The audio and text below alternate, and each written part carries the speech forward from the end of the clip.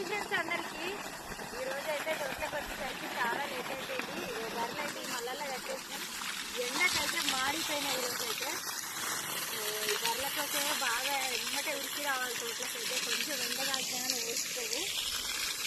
మంచిగా నీళ్ళు పెట్టి స్నానం చేపిస్తున్నాం.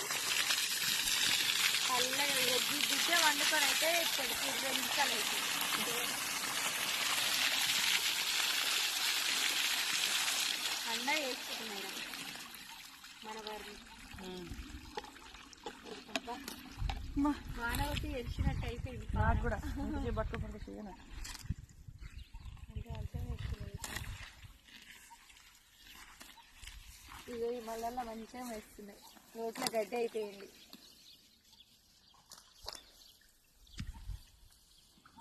ఇది ఎట్లారా దీన్ని కొంచెం దూరంగా పెట్టాలి.